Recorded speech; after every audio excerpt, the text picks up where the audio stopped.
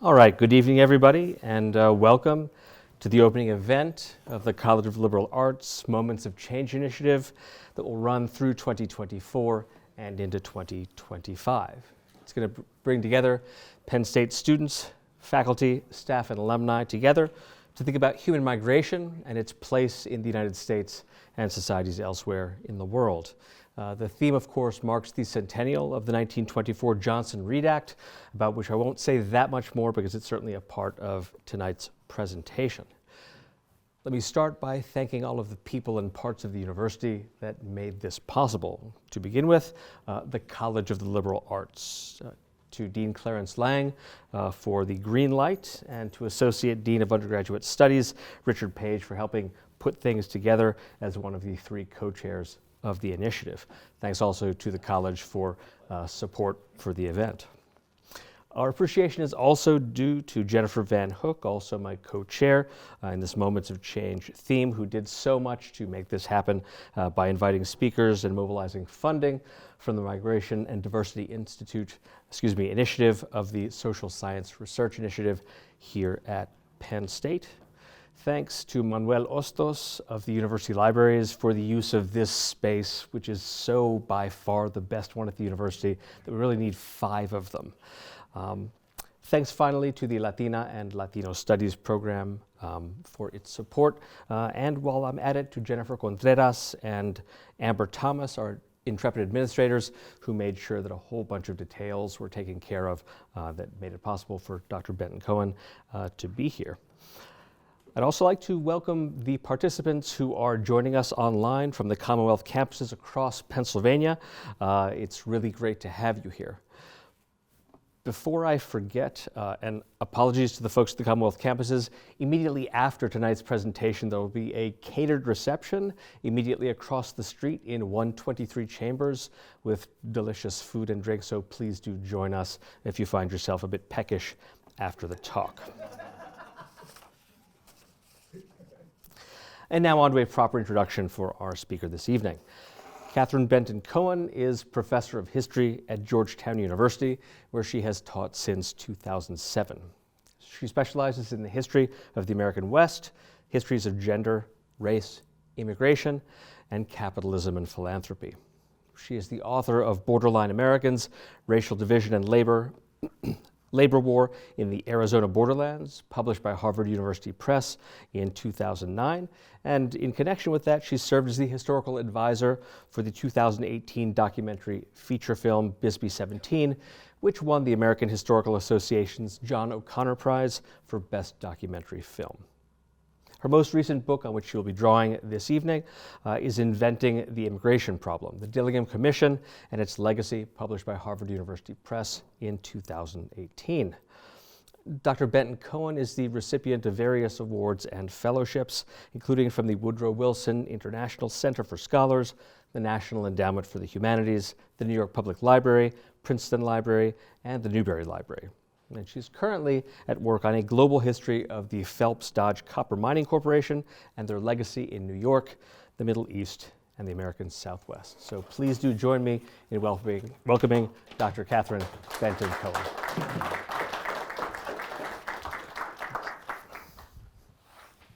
Thank you, everyone, for being here, especially coming to a lecture in the evening. Not even I would do that. The first thing that I want to say is that I asked Dr. Sandoval-Strauss to track down one of the reports of the commission that I'm talking about. I'm going to pass it around. Yes, this was printed in 1911, so I'm sharing a fragile object with you, but the good news is it appears no one has checked it out since 1911. It's in mint condition, so please feel free to take a look. I think that's indicative of the popularity of my topic. Anyway, I want to thank you all for being here, and I cannot do that whole list of thank yous of names, but I am floored and inspired by Penn State's, the college's decision to use this year to reflect on moments of change, immigration, identity, and citizenship. Much of my own scholarly work has been devoted to those questions, and I'm really honored that Dr. Sandoval-Strauss and the committee members invited me, and no, I'm not checking my texts, although my mother did say, "Go do a good job, my scholar." I'm timing. Mom's gonna mom. Mom's gonna mom. Like many historians and immigration scholars, I've been thinking about 1924 quite a bit as the centennial of the infamous Johnson-Reed Act approaches, about which I'll talk a bit more later. But as I suspect other lecture series speakers will reveal, 1924 was a deeply important and ambivalent year for a variety of reasons for citizenship and rights in the United States. So before I begin, and I am focusing, I think that's what attracted some of you, on Johnstown in particular, I need to do some truth in advertising here. The first thing you need to know is that I have no connection to Pennsylvania. I'm not a historian of Pennsylvania. I can't think of a single person in my very large extended family who has ever lived in Pennsylvania. I've never worked in a steel mill or a railroad or coal mining or iron production, nor have any of my ancestors to my knowledge. We're not even Irish or German, although we are Swiss German.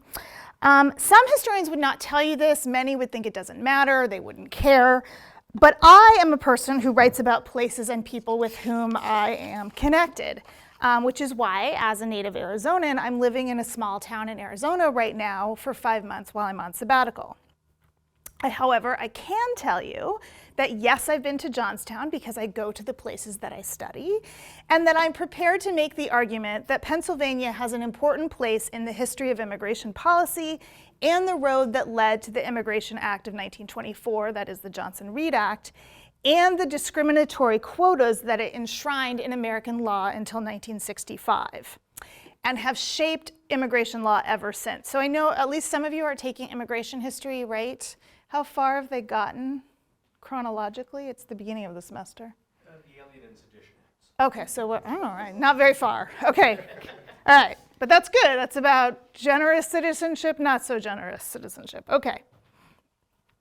So the poster for this talk, which you might have noted offered a svelter, younger version of me, I recommend you keep the poster, says that I will reveal Johnstown's pivotal role in the largest and most important study of the nation's immigrants, one that shaped more than 4 decades of US policy. I can go with that. I agree with that assessment. That seems right. As it happens, Johnstown became the first place studied by this group that became known as the Dillingham Commission. I did not check this clicker. It works. Something else you should know is that my 8-year-old originally designed these slides, so I blame him for everything. Just like he blames me for everything. Okay. Okay, right. Johnstown became the first place studied by a group that became known as the Dillingham Commission. I wrote a book about them. The Dillingham Commission, which lasted from 1907 to 1911, became the largest study ever conducted in the United States of immigrants. That was not in a good order. If you wrote that in your paper, I would change the order and say the largest study of immigrants ever conducted in the United States.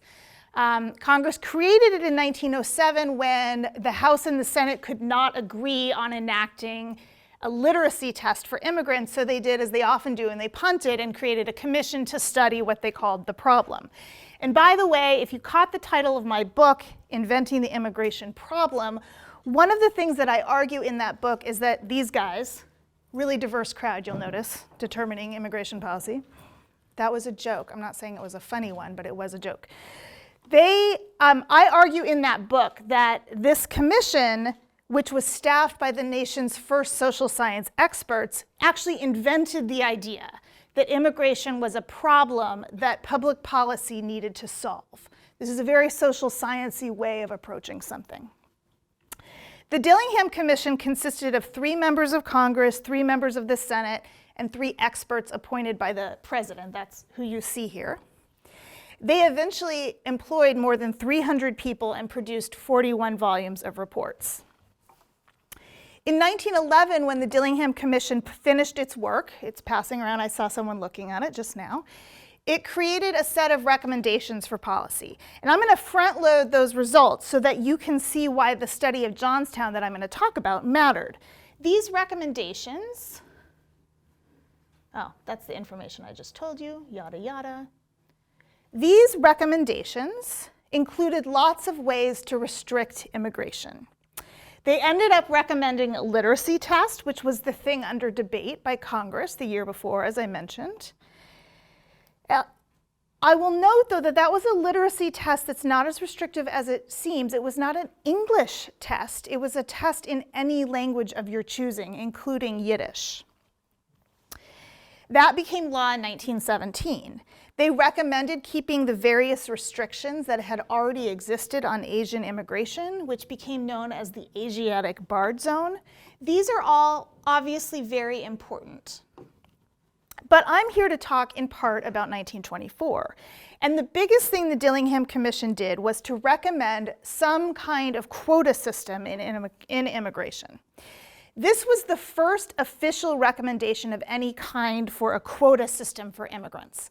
And I want to emphasize this to you because quotas, or thinking about immigration quantitatively, has become second nature in American public policy across the political spectrum, right?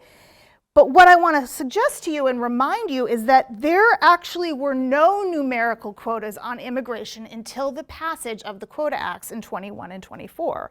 That is to say, there was no numerical limits. Now, there were definitely ways that people could be excluded from immigration. The biggest, of course, were the various kinds of Asian exclusion. You folks in immigration history class are going to learn a lot about that. There were also health tests. There were questions about your political beliefs. There were prohibitions on being a polygamist or being in the sex trades. You could not be deemed likely to be a public charge, which meant that you might end up on welfare and couldn't support yourself. These were ways that people could be excluded. But the truth is that with the important and notable exception of Asians, before 1924, most immigrants who were able to come to America when they wanted to. And I can offer some statistics. As much as we emphasize, including in my own immigration history classes, the kinds of tests and requirements and questions people faced, say, at Ellis Island, 97% of those people got through. And this was a time of record immigration in the United States, most of it from Southern and Eastern Europe. So if someone tells you that their ancestors came to the United States legally and they came before 1924, and they say this before they say, and that's what everybody else should just do now, you have my official permission to give them the side eye.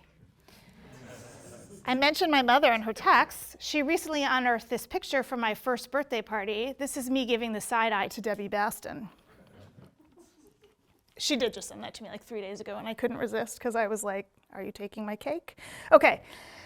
The point is that you should view those claims with skepticism because it was an entirely different system that did not have numerical limits. I actually put that guy out of order. I'm going to go to this. Okay. I digress. I obviously could say a lot more about the commission, but I have to say that government commissions can be a little boring. The point is that the Dillingham Commission recommending a quota on immigrants was a big deal. It was, in fact, such a big deal that in spite of this important commission's recommendations, the quota laws did not actually get enacted. I'm ignoring 1919, okay? Just for those of you who are history buffs, just forget that. Until 21 and 24. More on that later. Okay, back to Johnstown. In my talk today, I want to tell you more about the importance of Johnstown to the study, what it tells us about immigration policy, particularly the Johnson-Reed Act of 1924 and the national origins quotas. And then I want to end with just a brief note on the echoes and reverberations in 2024 when current-day Pennsylvania and where I currently live near the border in Arizona will return to relevance. Okay, as most of you may know, I hope you know, Johnstown is most famous not for this survey in which it was called Community A, but for a horrible, horrible tragedy in 1889, the flood that killed 2,200 people. How many of you have been to Johnstown? Anyone from there? Awesome, okay, sort of, yes. The museums there do a really nice job, actually, of talking about this event. That flood was caused by a reservoir dam that burst. The reservoir belonged to a private rod and gun club whose members included robber barons Andrew Carnegie, Henry Clay Frick, and Andrew Mellon. That flood and the deaths it caused were a tragic manifestation of the deep, deep divide between haves and have-nots in this community. That divide was clearly demonstrated 20 years later with the study done by the Dillingham Commission. The reports did not identify Johnstown by name, but called it Community A. As a result, few people outside of the social scientists hired by the Federal Commission realized that Johnstown actually became the template for 20 of the reports written by the Dillingham Commission on how to study industry and immigrants. And if you look at a present-day map of Johnstown, this really actually maps onto it quite nicely, and there's versions of it in the Johnstown History Museum. Now, to understand how Johnstown came to be Community A, and I'll show you that slide again, let me introduce you to a central character in my tale. This is a young man named W. Jet Locke, who was a 28-year-old dropout from graduate school in economics from the University of Chicago. This is from his college yearbook. I have no idea what reciprocity and annexation was about. I'll admit that when I first encountered Jet Locke in the archives at the University of Virginia, where his papers are, all I really knew about him was that he favored immigration restriction, and I had a prejudice against him. But I soon learned that his outlook was complicated, and it demanded my empathy and curiosity to understand. In the end, I think this empathy, which the American Historical Association calls a core value of historians, made my book better. And I'm going to bring that up, and I bring up empathy in most of my talks because I don't think that people who are not historians think about the fact that we need to be empathetic and we need to view people in the past as complex people whose motivations we need to try to understand. So I started thinking, as I read more about Jet Locke, I found him to be surprisingly interesting. For one thing, Jet Locke had a sort of classic American biography. He was from a small town in West Virginia. He was the second of 8 children, the oldest to survive childhood. His hometown, Kaiser, West Virginia, became a stop on the nation's first railroad, the Baltimore and Ohio. So it was transformed by the Industrial Revolution. His father worked for the railroad. And he, like most of the people where he grew up, was German American and Protestant. His roots in the United States dated to 1750. He was kind of the classic American of the early 20th century. When he was born in 1879, there was only one Italian immigrant in his entire county. His wife, Eleanor, had another classic American narrative. She was Scots-Irish, and they met in college. Jet and Eleanor represented a whole generation of young men and women in the Progressive era. He was almost certainly the first in his family to attend college at Washington and Lee, and he started graduate school, as I mentioned, in econ at the University of Chicago, the alma mater of Dr. Cahill and Dr. Sandoval Strauss, and that's relevant because U of C was co-ed, which was unusual at the time. It was good preparation for the Dillingham Commission, which hired more than 100 women, many as field agents with graduate degrees. In fact, Locke's advisor had female PhD students, and this was really quite extraordinary at the time. In 1905, Jet Locke left graduate school, however, without his PhD. He took what we would call an adjunct position at his alma mater, Washington and Lee. His former advisor there, a man named Parker Willis. Kathleen, do you know who Parker Willis's mother was? Trivia question. Do, do, do, do. Olympia Brown, the suffragist. Anyway, sorry, little history geek out there. Okay, Parker Willis had gotten a job at the Dillingham Commission, and then he went back to his former student and hired him to come work at the commission with him. Now, young Jet Locke was one of the very first people hired by this commission that eventually hired 300 people. I think he might have been the 3rd staff member hired. He got in on the ground floor, and this gave him great influence. He moved quickly up the ranks, and when his supervisor asked him to write a draft of the national economic investigation that they were going to undertake, they hired him to run it. In other words, he was basically writing his own job description. Suddenly, this 28-year-old grad school dropout was in charge of half of the work of this giant congressional investigation. Most of his peers had PhDs. He made the same amount as them. And all in all, he oversaw or wrote 20 volumes of the reports, half of the commission's 41 volumes. So as the thing that I'm passing around there is the abstracts, so it's the short versions of all those reports. So you can get an idea of the scale because each one of those reports was hundreds of pages long. By September 1907, Locke and his staff were scouring census reports and ship manifests to figure out where the new immigrants were going.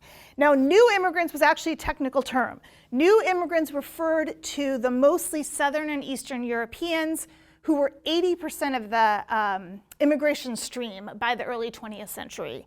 And this was a reversal from earlier years when the old immigrants from England, Ireland, Germany, and Scandinavia had dominated the ranks of immigration.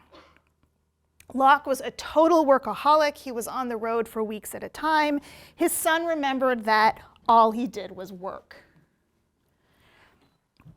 In the end, his 20 volumes on immigrants and industries covered almost every aspect of American mining and manufacturing that you could possibly imagine. Agricultural implements, glove making, meat packing, silk spinning, glass blowing, cigar rolling, oil refining, typewriter assembly, zinc smelting, and on and on. Johnstown appealed to Locke as a case study because it was close to home and had all the classic hallmarks of new immigration and industry. Johnstown was one of the oldest coal, iron, and steel-making centers in the United States and surrounded by similar communities. Locke spent many weeks in Johnstown. I have a postcard, well, the archive does, a postcard that he wrote on a Johnstown postcard to his wife and his parents in 1908 that said, "I miss you all dreadfully now." You can't really blame him. The larger region was filled with labor conflict, most infamously the 1892 Homestead strike against the Carnegie Steel Company. It was not exactly a tourist mecca. Johnstown had rebuilt since the flood, but it was not a cheery place. It was poor and crowded, dirty with dust and soot, as one new immigrant described it. More to the point, Johnstown was as divided by class and ethnicity as anywhere in the United States. That divide had, in 1889, literally killed people. The Johnstown area was dominated by the Cambria Steel Corporation. And while the iron and coal industries had been there for a century, investment in the region had grown 5 times just since the beginning of the 20th century. Meanwhile, and now I sound like your AP US history teacher here, Carnegie Steel and other large companies swallowed up smaller firms with vertical integration. More men worked for fewer and fewer companies. By 1905, investment in Pennsylvania iron and steel totaled $500 million in 1905 dollars. Iron and steel employed 125,000 workers in Pennsylvania alone, and that did not count coal mining. Most of these new workers were the new immigrants that the Dillingham Commission had warned about. More than half the iron and steel workers in the region had been in the United States fewer than 5 years. 80% had come in the last decade. Johnstown's population had jumped by more than 50% in the previous decade. More than 1 in 5 residents were Eastern European. So here we have a Croatian housewife protesting against the payment of a dog license tax. This is actually almost certainly photographed in Johnstown, and the records for the commission reports do not survive, but there were a couple articles printed in journals, and I think Jet Locke actually probably took these pictures. That's my guess. The iron industry in western Pennsylvania was the first in the country to employ Slavs in large numbers. Where there had once been mostly Irish and Welsh, now Magyars, Poles, Slovaks, Lithuanians, Italians, Russians, Croatians, Bohemians, Scandinavians, Greeks, Ruthenians, and Serbians were everywhere. These newcomers, even though they came for jobs, were often taken aback by their new surroundings. New Polish immigrant Anthony Seibert had arrived at Johnstown on the train on what he thought was a foggy morning, but the fog was actually smelter smoke, not fog. When I stepped my foot on Johnstown streets, I was astonished by what I saw there. Dirty with dust and soot and small, almost black homes and some large buildings which had very tall chimneys, shooting black smoke. Yes, this was the America I saw. On the other side of the social divide, Charles Schwab, you might know the name from TV commercials. He was actually the founder of Bethlehem Steel. Charles Schwab said about Johnstown, the murk was always present, the smell of the foundry. It gets into your hair, your clothes, even your blood. These were two men on opposite sides of Johnstown's worlds, and these divisions were what interested Jet Locke. He was fascinated but also very concerned by the physical division of newcomer and native and the noxious environment the former inhabited. His volume on Johnstown, unlike later reports, included extensive maps of the region's divided social geography. And it's hard, obviously, for you to see here, but each of these handwritten talks about the different groups that live in these different areas. He's very interested in the social geography of these communities. So this says concentration of natives and mixed races from Northern Europe, concentration of North and South Italians, mixed immigrant races, Slovaks, and so on. Locke concluded that the so-called American wage earner does not exist. The American miner, he said, was a misnomer. This change in demographics was the most important thing that Locke wanted to convey to his readers. The second thing that he wanted to emphasize was the isolation of these immigrant workers and their families. The typical Pennsylvania coal miner lived in an isolated village or community strung along the railroads that radiated out from Pittsburgh and other parts of Pennsylvania. He said that what he called the American part of the workforce lived in the larger towns like Latrobe, Johnstown, and Uniontown. In the immigrant settlements, he wanted to note, conditions were dire. Main streets ran from a company store on one end to a school and churches on the other. Some places had sidewalks of coke, ashes, or slate, others just raw boards. These are quotes from him. Open drainage was everywhere. So was trash. Smoke and smog destroy all vegetation and made erosion worse. Trash and junk littered the yards of company tenements. But this is what's interesting and why I became fascinated by Jet Locke. He blamed the companies, not the miners. The mining companies, he complained, seem either unable or unwilling to keep their villages in the condition which American standards of life demand. Locke thought that these bad conditions bred hopelessness in immigrants, that their lack of contact with American life and institutions meant that new immigrants missed out on what he called the educational status of labor organizations, discouraged thrift and permanent settlement, made them live in company houses, and made it impossible to buy their own homes, all of which he thought would be beneficial for the immigrants. Locke was listing all of the should-haves of American life, unattainable by immigrant have-nots. Now, none of these problems, again, I want to emphasize, were inherently the immigrants' fault. Here you can actually see a sort of subtext that you can see that this might be a critique of the man trying to collect the dog license tax. In other words, Locke did not use eugenics to make his argument. He did not think that the immigrants were racially inferior. In fact, when his reports came out, eugenicists, that is scientific racists, complained that the Dillingham Commission wasn't racist enough. Many eugenicists were quite disappointed with these 41 volumes because they relied on an economic argument rather than a racial argument to promote immigration restriction. When Locke recommended immigration restriction, he emphasized that it should carry, and these are his words, no implication of inferiority, unquote. For Jet Locke, immigration was a quantity problem, not a quality one. There were too many immigrants to assimilate. Now, I want to make clear that this is a problematic view from our perspective today, and I'm not endorsing it, but I'm saying that it's something quite distinct from saying that these folks were racially inferior, and it was actually, I think we can say, a fairly progressive view for 1909. The point is that Locke was disappointed in his fellow Americans more than he was in the immigrants. And you can particularly see this, going back to talking about Johnstown, in his detailed reports about Johnstown. He noted the native white American population knows practically nothing about these immigrants beyond what they read in the daily newspaper about crimes committed in the foreign section and what little contact they have with servants, washerwomen, and so on. This disregard, he argued, infected government too. And here you can see that in this issue about protesting a dog license tax. Locke accused Johnstown city government of callous disregard and predatory fees. The new immigrants, quote, suffer from a constant attitude of contempt toward them. Americans didn't teach immigrants by example, so the newcomers, quote, as a general rule do not understand American government or politics, and they have no concept of civic responsibility, unquote. And here he assailed the way public services were distributed. The Johnstown police ignored public health laws in immigrant slums, where infant mortality was high. But then they vigorously enforced public drinking and blue laws against people like Croatians who had no idea that their traditional Sunday drinking gatherings were illegal.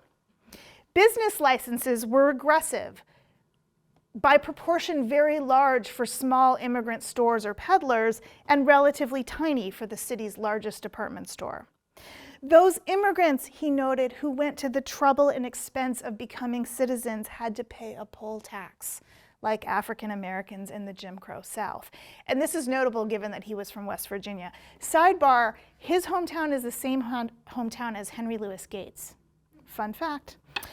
Locke ended up staying in Johnstown so long that he shortchanged other studies. He kept asking for more workers, 20 more in the field in early 1909, 40 clerks, mostly female, and called calculators to crunch data in Washington. They were among the first female federal workers, along with Dr. Cahill's Indian Service agents, and these women spent a stifling Washington summer crunching numbers on tabulating machines they borrowed from the US Census. Locke and his agents were buried in numbers. His volume on the Johnstown area had detailed information on almost 12,000 people, general data on 87,000 more. He estimated they had studied closely between 100 and 200 immigrant communities and looked at several hundred others. For one thing, it tells you the scale of immigration in the early 20th century. All in all, for the 20 volumes he oversaw, the commission reporters collected 750,000 of individual forms and 23,000 family schedules. And here's what I'm talking about. Questionnaires like this. This is the most basic one, asking people's quote unquote racial or national identity, but there were much more detailed questionnaires that I'll tell you about now. All right, on that point, while you look at this fascinating document,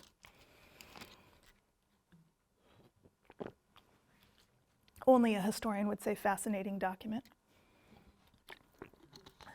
not an oxymoron. I want you to think for a minute about how this data was collected. I want you to get on the ground and think about this. Locke used at least 8 forms to collect data from individuals. These interviews were extensive, intrusive, and sometimes required coercion.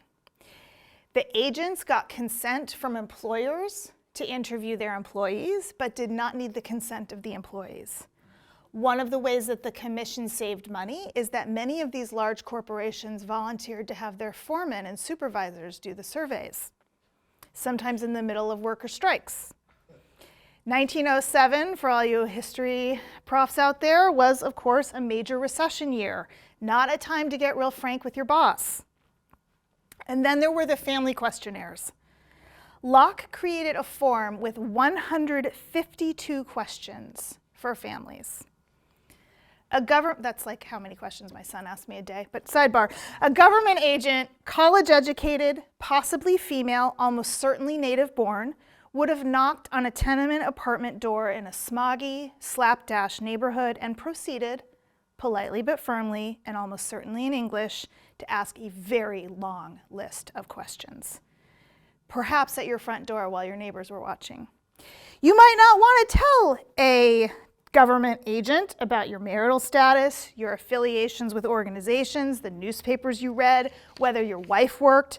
your female relative's attitude toward domestic service, or your savings account. You might have fled a totalitarian country for the US.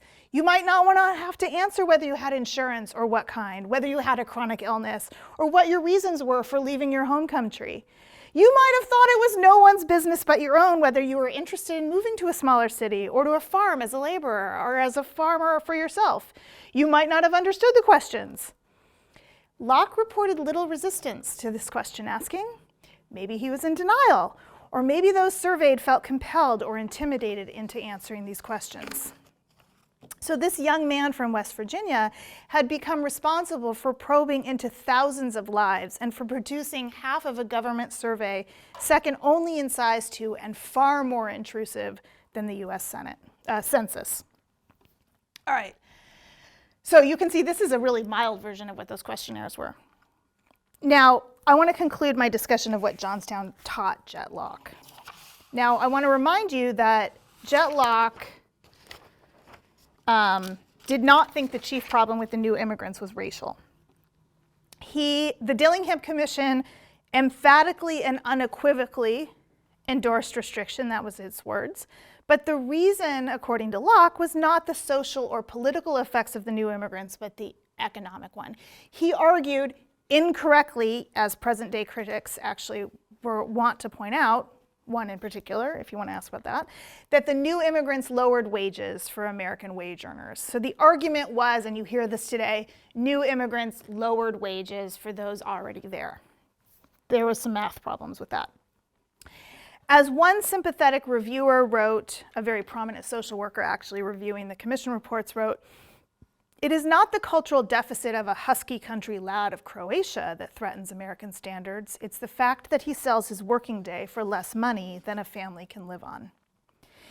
Later in life, Jet Locke actually devoted his life to labor rights, not immigration restriction, and became a Christian socialist. It's interesting, he actually wrote later that what he saw working on the Dillingham Commission undid his youthful conservatism, and he became very concerned about labor rights. Yet, I'll note, when the Dillingham Commission came out in 1911, again, I want to emphasize that this idea that we ought to numerically restrict immigration and pass powerful federal laws to make that happen was still not a popular idea, in spite of this massive government report that was nonpartisan, done by experts. When the reports came out in 1911, there was still not enough national momentum to pass or enact quotas, or even the literacy test, which passed Congress and was vetoed by Taft and twice by Wilson before it became law in 1917. It's important to realize that these were still controversial ideas, in part, as I mentioned, because they used a lot of government power. Yet, as I zoom forward and out to 1924 and to the present, I want you to see how Johnstown became a template for what became important later. Basically, because Locke wasn't good at budgeting time or money, he spent so much time on Johnstown that it became the most in-depth study. And in some ways, it really was a kind of paradigm of the problems that they talked about. So let me jump forward to 1924 and to a national scale to finish us out today. The goal of the College of Liberal Arts theme, as I understand it, was to explore the parallels and differences between then and now. Is that a fair yes? Okay, good. So let me talk about 1924 for a minute, and then I'll end, like I said, with where I'm living now. As I said, the Dillingham Commission's recommendations sat for a little bit. But then the Red Scare after World War I, combined with the seemingly objective social science behind the recommendations of the Dillingham Commission, and the increasing popularity of eugenics, created the legislative energy for the 1921 and then the 1924 Immigration Quota Acts. That was a lot of words. I used to have a slide, which I probably should have put back in, that actually reduces that to a kind of simple formula. Dillingham Commission recommendations plus Red Scare plus eugenics equals national origin quota laws.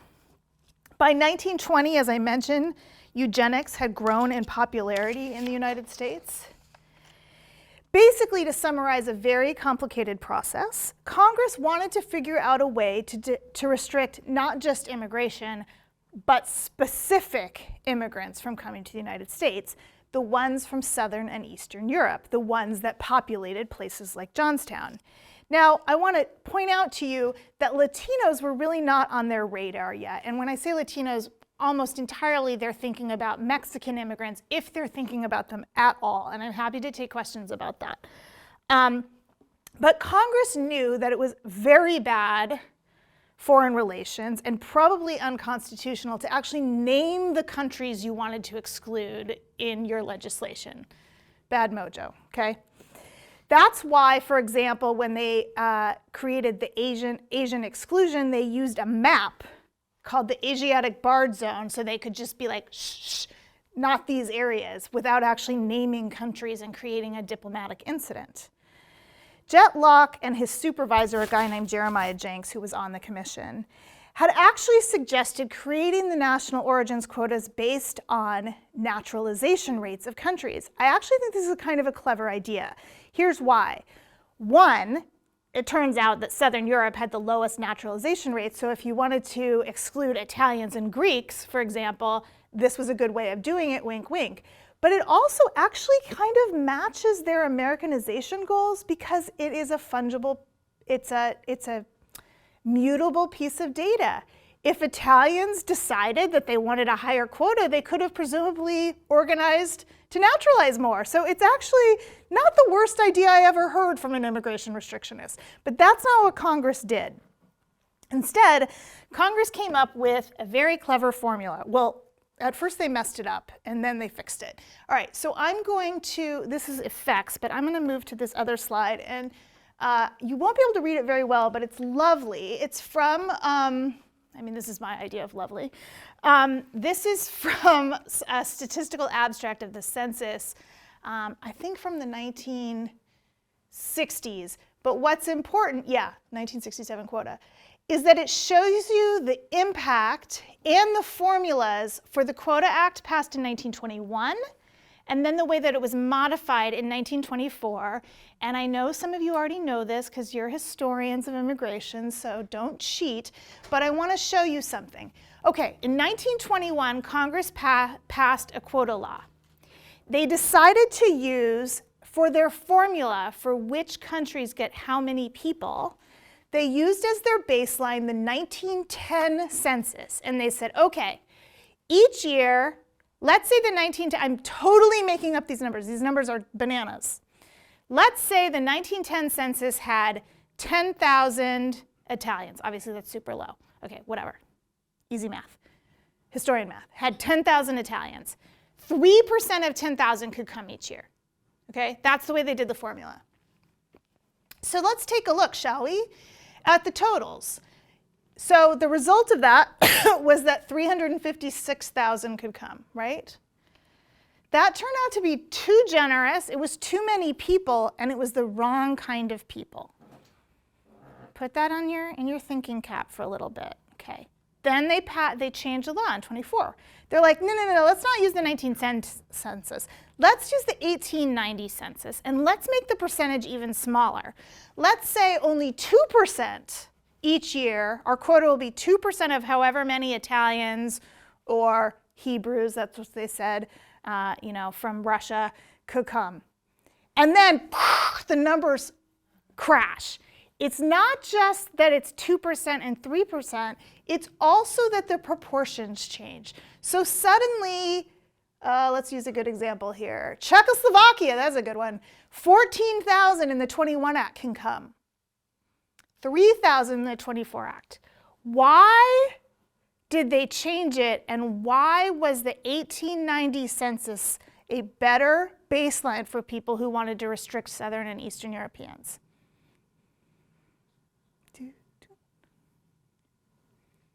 Okay, let me ask you this.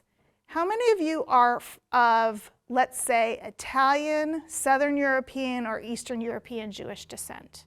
You don't have to raise your hand if you don't want, but you can think in your head. How many of your ancestors came before 1924?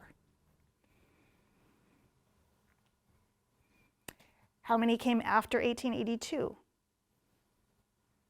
Okay, that's a pretty high percentage of the people who first raised their hands, right?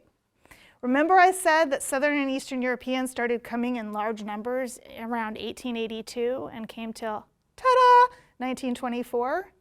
What's the problem with using the 1910 census as your basis if you want to keep out Eastern and Southern Europeans?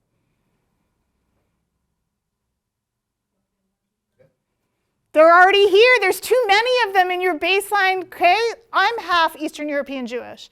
Every single one of those ancestors came between 1882 and 1924. My husband's family, 100% of them. His grandmother, the last, as a baby in 1921, right before the door slamming, right? So they're like, oh, my bad.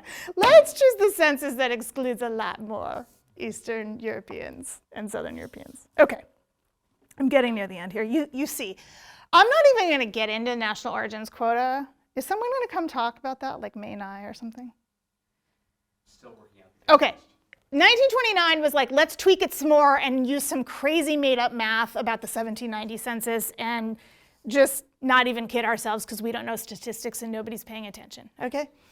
That's what happened. They were like, let's make it even more lame. Okay, but it was based on the same idea of excluding Eastern and Southern Europeans, and the result was that almost none of them came after 1924. If you know anything about World War II, this was also the basis on which the United States turned away hundreds of thousands of Eastern European Jews who later died in the Holocaust because they chose to enforce the quotas, which they didn't have to do. Okay, now I want to conclude. And you can ask me questions about this stuff later, obviously.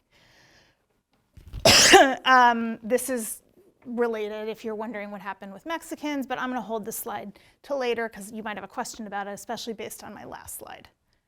Here's the impact, by the way. So what happens is these quotas are in effect from 1924 to 1965, and they have really fascinating impact on American demographics. So what happens is that, guess what? If you create a quota, immigration declines, and the result, which is not talked about enough in my opinion, about the 1970s, is that the percentage of Americans who were immigrants by 1970 was like 5%, which is crazy, town. Really, really different from now. Totally different.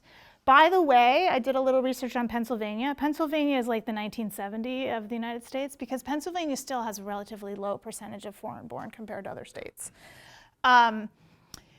So, by the way, one of the things that's really interesting about this is when the Hart-Celler Act passes, which changes those quotas and so-called makes them even. That is not the subject of my talk, and so I won't go into it, but it is interesting to note that the United States passed a relatively liberal immigration law at the time when the lowest percentage of Americans were foreign-born. These stop in 2010. There's a reason for that. It's an old slide, but that's not the only reason. Because the recession in 2008 just stopped the United States from exceeding the early 20th century percentage of immigrants in the United States. So we could see, had 2008 not happened, it would have probably shot up.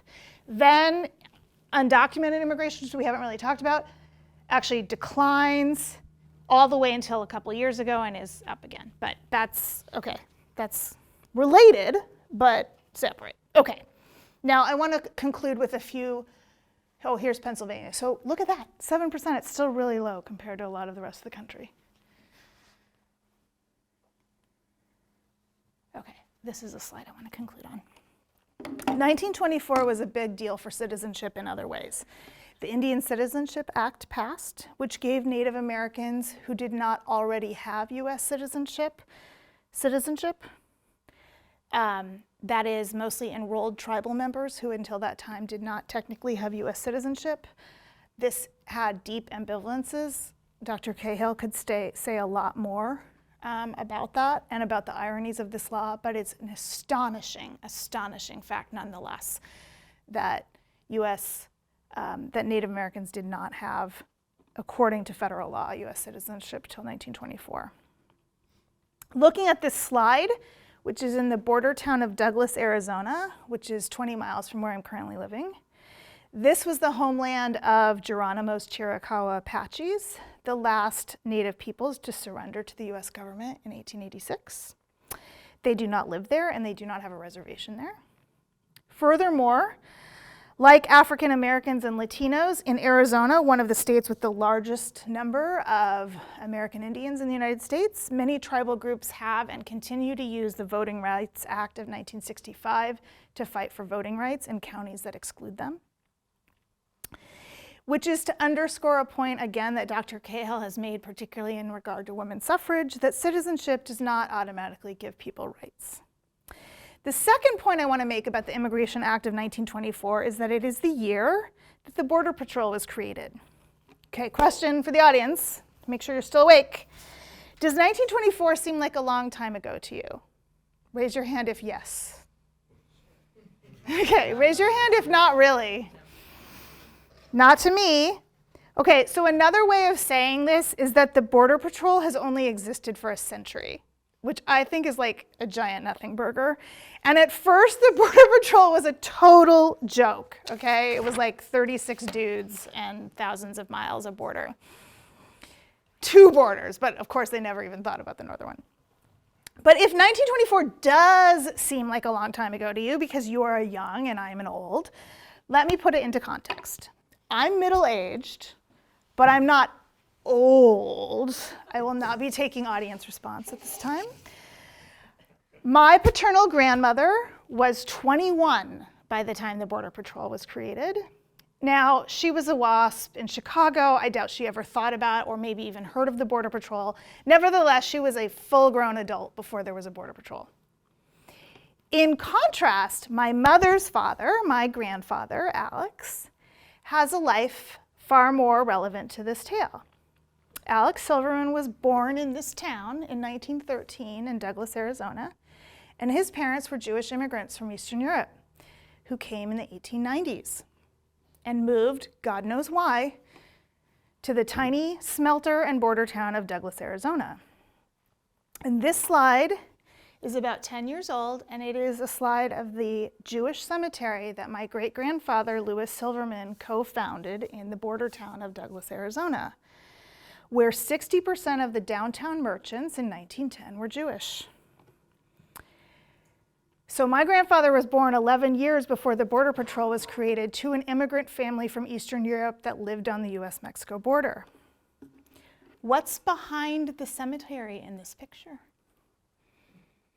Anyone know what that is? The wall. It is the wall. It's the border wall. Needless to say, that wall did not exist when Louis Silverman and his compadres created this cemetery. My grandfather's family owned little stores in Mexican border towns, first Douglas, then they went broke, and they moved to Nogales, and then they went broke, and then they moved to El Paso, and my great-grandfather worked as a clerk in a cousin's store. They relied on the free passage of Mexicans and Americans across the border. There was no wall. The US was worried about them, not Mexican immigrants. So this photo is an echo or a clapback, or as one of my friends says, history doesn't repeat itself, but it rhymes. Thank you.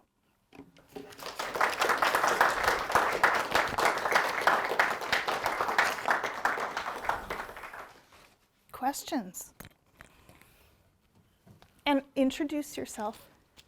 Hi, my name is Dan Letwin.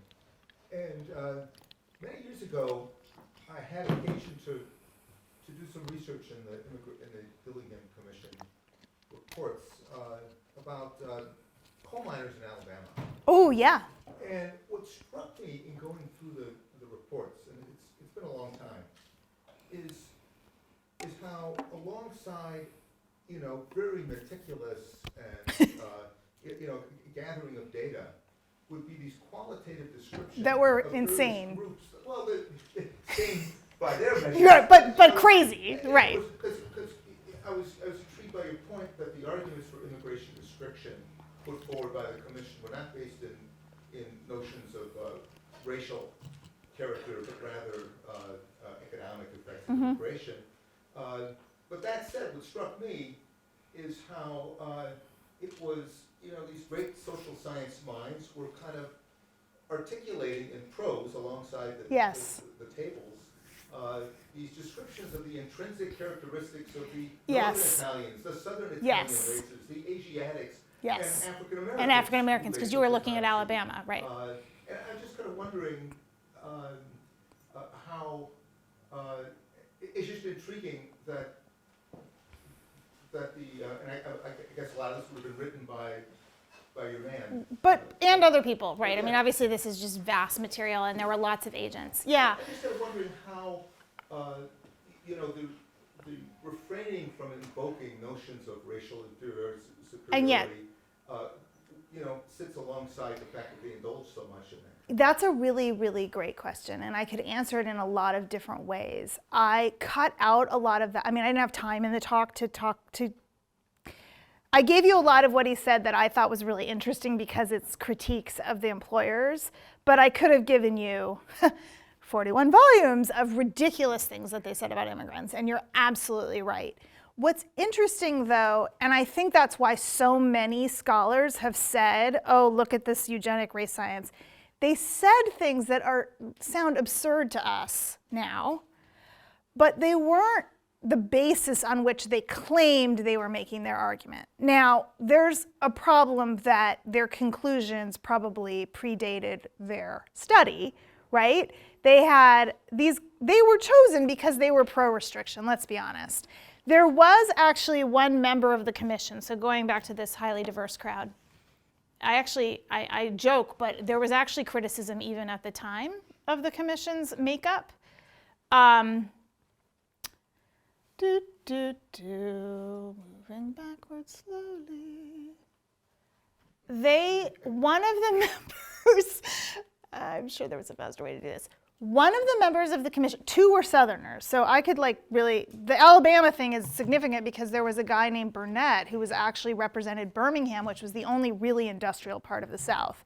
And he had a lot of immigrants that worked in the coal mines. The thing is, he was actually very hardcore pro-restriction, which was a little unusual because a lot of New South guys were pro-immigration. They wanted immigrants. They were like, come to the South and replace African Americans. I mean, there was this whole sort of racist dialogue of like, we're racist against immigrants, but they're pretty white. They're whitish, so there was that. But the point is that they said all these things. I mean, the best example is the volume on the Dictionary of Races or Peoples where they define each racial group. And that volume was actually originally was commissioned to be a guide for the agents. Like, oh, you met a Southern Italian, now you can learn what he's like, and he's intractable, and he's loud, and he drinks a lot. I mean, just ridiculous, ridiculous things. Yeah, I mean, two things. They didn't have the same idea about objectivity as we did. They didn't use evidence in the same way that we do. And I guess the last thing that I would say about that, because I could say so many different things, is that right after I published the book, I actually wrote a piece for the AHA's Perspectives, which is his magazine, about expertise. And this is a weird space, this is a weird political moment to talk about this as an expert, because I am a PhD and I am an expert. But the book, studying this commission made me kind of skeptical of experts. I was like, we could turn out to be really wrong later. And also, we tend to be full of hubris. Now, I had started the book, but this is very telling. I'd started the book at the beginning of the Obama administration. And I will admit, first of all, the word populist has been taken by the right. And there is a left kind of populist. And I wasn't thrilled that the Obama administration was entirely Harvard people, right? I was like, could we have a Penn Stater maybe? Could there be someone in the Big Ten on the Supreme Court? Would that be the worst thing? I have 2 degrees from a Big Ten school. My husband has one and my son is a freshman at Michigan. So I was like, eek, these experts turned out to be full of crap. But then by the time I finished the book, it was the Trump administration, and I was like, oh, I don't really want to dump on experts right now. Right, awkward. I don't want to throw the baby out with the bathwater. But I think the point is that we can be wrong. And these guys were really sure about being right, and we can read what they said that they thought was factual, and it's nuts. So I think we should all just be we could be wrong. We're probably right, but we could be wrong. You know what I'm saying?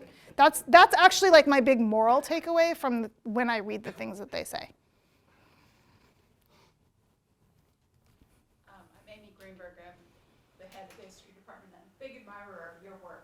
Thanks. Yeah. Can you go to the slide which was the survey Yeah. that they gave people? People love the survey. Yeah, Yeah. that's amazing. Yeah, I have a whole, Okay. yeah. Okay, what do you want to ask about? A couple of questions. What is Ruthenian? Yeah, Ruthenians, somebody help me out. I actually was like, someone's going to ask me who Ruthenians are. Does anyone know? I think, Dean Page is pulling out his phone. thank you. It's so weird. As I was practicing the talk, I was like, someone's going to ask me about Ruthenians. I think it's something like Germany and Russia. Germans in Russia, Russians in Germany. Okay, someone look it up. Just looking at that, and notice that you can't mark two races. that you Oh, hell no. belong You to. couldn't do that till like 5 minutes ago in the US You know, Census. like, No, you can't do that. That doesn't happen. That's not a thing, I mean, Amy. there's people who are like part Swedish and part Norwegian. No, but- no, they're not. they're not. Okay. That's fighting words. Okay, well, are they just still working on this? It was to describe all Eastern Slavs of the Grand Duchy of Lithuania. And it was Wow, also like that's niche. But you can't be half Norwegian. Half it's part of the Ukrainian, part Yeah, of the okay, Ukrainian, thank you. So also I was the wrong. Lithuanian. Because there are also, like in North Dakota, there's Germans who lived in Russia. I forget what they're called. That's like a whole thing. Okay. Wheat the- farmers. Okay, The go. last question, in the 1970s, why was immigration so low? Was it because our economy was bad and nobody wanted to come here? Or was It's there- not that it, ooh, Amy, Dr. Greenberg, you walked right into something that the students can think about. It's not that immigration was so low, it's just that because of the quotas, there weren't as many generations of new immigrants. So more people were born in the United States historically. Do you see what I'm saying? Do you guys follow me? Like, okay, as long as you have a steady stream of immigrants coming, you're always going to have a high percentage of people born in another country. In 1970, there would have been a ton of people who were first-gen Americans whose parents were immigrants. That's why, for example, to talk about our shared heritage, if you are Italian or Eastern European Jew, for example, in the United States, if you're a student, you're probably fourth generation. If you're our age, you're probably third generation. And historians like Elizabeth Cohen have talked about the impact that that had on ethnic identity, like the cliche about the first generation, wants to American, or remembers the homeland, the second generation wants to Americanize, and the third generation has the Italian-American parade or whatever, right? Or the third generation of Jews get more religious and rejoin synagogue or whatever, right? These are stereotypes. They only work because immigration stopped. So a historian like George Sanchez has pointed out, for Mexican immigration, that never happened. There's been a constant renewal of Latino, I'm using Mexican as an example because he's a Mexicanist, but of Latino immigration, and that changes the cultural identity with the immigration group, right? So that's why, that's what's interesting. 70 would have had, all kinds of people who had Sicilian parents. That's a great answer. Thank you. Well, it's facts. I'm using facts. I'm being very facty. Yeah. Yes. Hi, my name is Michael Moore. I am an undergrad studying geosciences. Thanks for coming. So I had a question regarding how the commission dealt, or at least how they dealt with / perceived those with physical and or developmental disabilities. Oh, in such a terms good of question. Like Eugenics. and also if they promoted sort of eugenics mindset, or if it was more so just typical discriminatory mindset of that time. That's a wonderful question. Have you ever read the work of Margot Canaday? Okay. Her last name is Canaday. And there's a lot of people who write about disability and immigration. Another person who does this is Alan Kraut, Kraut. But I bring up Margot Canaday because she wrote a book that's really fantastic called The Straight State. And it's actually about the ways that categories of sexual orientation and identity have grown up alongside federal government categories for these things. And I cannot do it justice, but I'm bringing it up because one of the chapters in that book concerns immigration. And she looks at the ways that homosexuals, that was the term used, were excluded on a variety of different bases that were supposedly medical by the immigration authorities. One was related to people that were intersex, or they might have said hermaphrodite then, or even just people who chose to have a different gender identity than was expected. And she and some other scholars have looked at the ways that, for example, somebody that we might identify as butch or a transgender man would try to immigrate to the United States. So a person who was biologically female would present wearing male clothing and try to cross the border or try to enter Ellis Island, and were examined and were told, basically you can't come. Well, on what basis? Nothing I said, would say that. They would use a variety of bases. One was, this person is likely to become a public charge because nobody will want to marry her because she's not feminine, and so she'll be a single woman who can't support herself. They did the same thing with men that appeared effeminate, whether that was just an appearance thing or whether it was a chosen, again, somebody who we would now understand to be transgender. These cases did happen. They didn't use that language. And they'd say, well, he can't work in the steel mills. He's not strong enough and masculine enough, so he is going to end up on welfare, so we're going to exclude him. Later, after 1952, these same folks, if somebody identified or someone identified them as gay, I realize this is different than physical disability, but it has to do with examination of bodies, which is interesting. They excluded on the basis that homosexuals had a psychopathic personality, which was excludable. Now, there's all kinds of similar examples that had to do with people's bodies, and there were all kinds of physical ailments, including epilepsy, that were formal exclusion categories. But there was also, as I mentioned, this likely to become a public charge category that was really mushy. So if the physicians at Ellis Island simply decided that your body wasn't one that they thought comported with what a robust American should look like, they could exclude you, because their argument was you won't be able to support yourself, you'll be likely to become a public charge. Okay. Does that help? Yeah. There's quite a bit actually on this, and Disability Studies has looked at it. But I'm using this example that has to do with sexual and gender identity because I think it shows how extreme this got and how much supposition was involved. Super intertwined, especially with the medicalization, heavy medicalization of basically everything. Correct. Yes. So going back to the point about experts, not to go down a total wormhole, but the medical establishment, that's a term that exists because medical doctors who are mostly male decided to exclude other kinds of medical practices. The most famous example is midwifery and obstetrics. So they're establishing their expertise too. If you're a doctor at Ellis Island, your power is to take, what do you call those, the hairpin, they use these needles that you use to wind up ladies' Victorian shoes. That's what they use to flip people's eyelids to check for trachoma. They were literally experts. They had 20 seconds per immigrant to check their physical body, and they needed to own that expertise.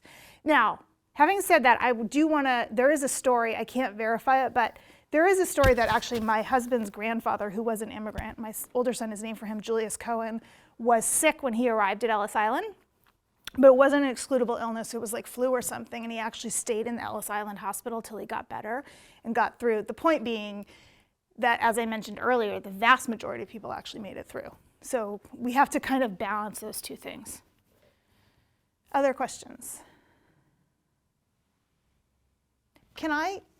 Do you notice some group that's missing here?